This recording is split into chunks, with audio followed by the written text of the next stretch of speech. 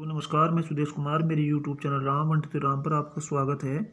अगर अभी तक आपने मेरे यूट्यूब चैनल को सब्सक्राइब नहीं किया तो सब्सक्राइब करें ताकि आपको मेरी वीडियो मिलती रहे। और ये 2020 उत्तराखंड बोर्ड परीक्षा कक्षा 12 का हिंदी का पहला प्रश्न है और पठित गद्यांश, जिसमें 5 प्रश्न पूछे जाते हैं और 15 नंबर का ये पेपर में आता है। 2020 का ये पेपर है और उसका पहला क्वेश्चन है, निम्नलिखित गद्यांश को पढ़कर पूछे गए प्रश्नों के उत्तर दीजिए।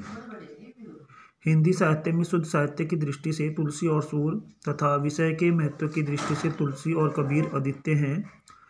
तुलसी में अपने आदर्श के कारण जहाँ शक्ति, बल और उत्साह मिलता है, वहाँ कबीर में जीवन की प्रधान समस्या की ओर हमारा ध्यान आकर्षित हो, इस चिंतन की प्रेरणा मिलती है।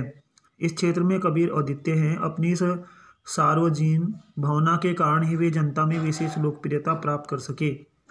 साहित्य की बड़ी देन जीवन की मूल समस्याओं पर मौलिक रूप से विचार करने की प्रेरणा उत्पन्न करना है। कबीर साहित्य हमें यह प्रेरणा देता है। कबीर की प्रेरणा सत्य की साधना से है, न कि काव्य सौंदर्य प्रदर्शन से। रसग्रहियों और कला पिपासुओं ने कबीर का विशेष सम्मान कभी नहीं किया। भ्रातृत्व भावना और समानता की दृष्टि से कबीर से पहले इस रूप में और कहीं भी नहीं दिखाई पड़ती।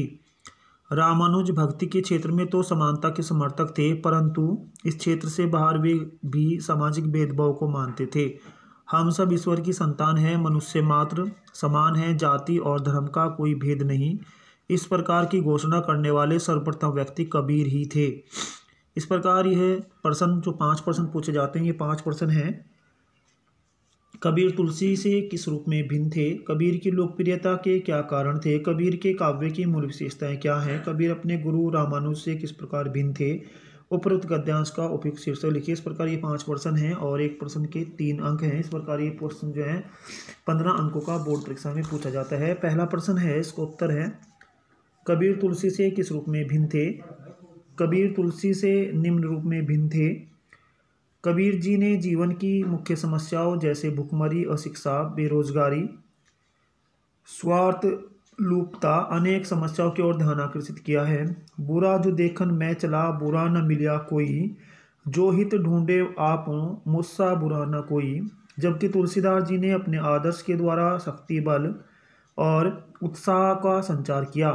दया धर्म का मूल है, पाप मूल अभिमान। तुलसी दया न छेड़िए, जब तक घट में प्राण। दूसरा प्रश्न है, कबीर की लोकप्रियता के क्या कारण थे?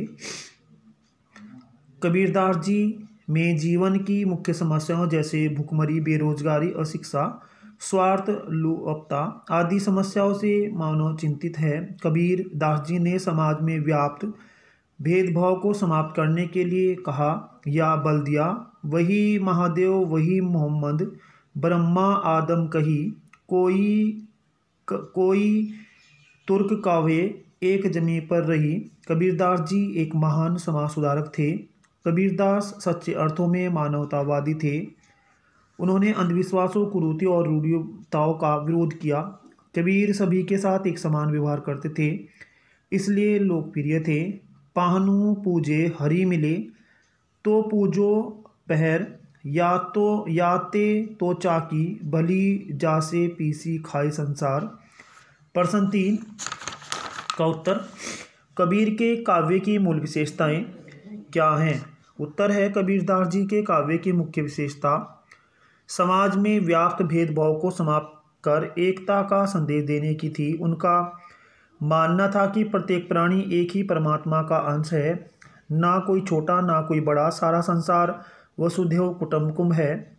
इस नाश्वर शरीर को एक दिन मिट्टी में मिल जाना है। माटी कहे कुम्हार को, क्या तू रोंदे मोही, एक दिन ऐसा होएगा मैं रोंदूंगी तो ही।